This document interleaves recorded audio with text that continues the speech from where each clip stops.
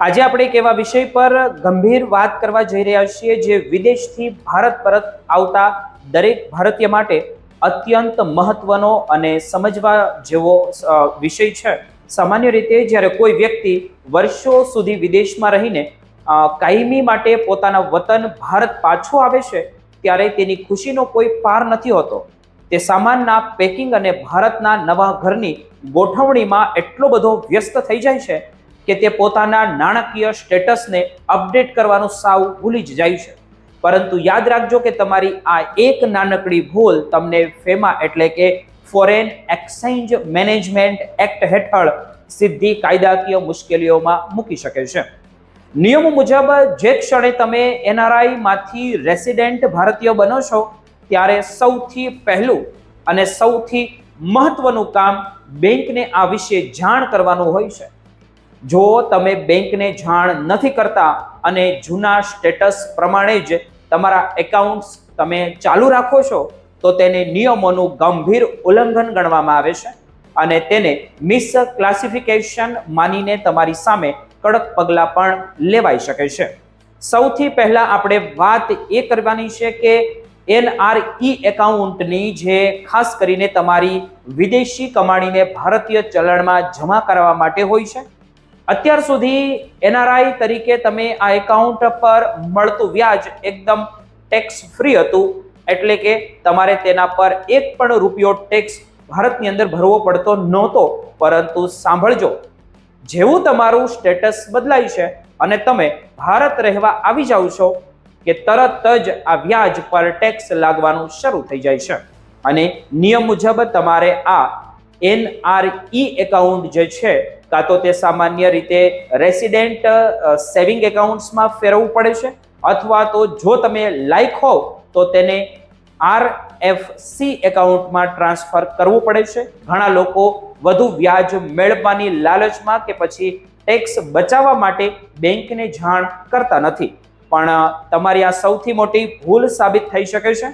હવે આપણે વાત કરીએ કે એફસીએનઆર એકાઉન્ટની જે તમે વિદેશી કરન્સીમાં ડિપોઝિટ રાખી હોય તે નિયમ મુજબ તમારે તમારું જે રેસિડેન્શિયલ સ્ટેટસ બદલાય ત્યારે તમે આ ડિપોઝિટને તેની મેચ્યોરિટી સુધી એટલે કે તેની મુદત પૂરી થાય ત્યાં સુધી ચાલુ રાખી શકો છો અને ત્યાં સુધી વ્યાજ દર પણ એ જ રહેશે જે નક્કી થયો હતો।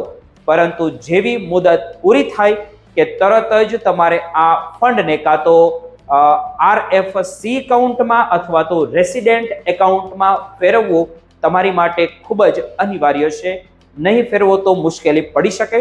આ સમયગાળા દરમિયાન જો તમે આરએનઓઆર એટલે કે resident but not ordinary resident કેટેગરીમાં આવતા હો તો તમને મેચ્યોરિટી સુધી વ્યાજ પર ટેક્સ છૂટ મળી શકે છે।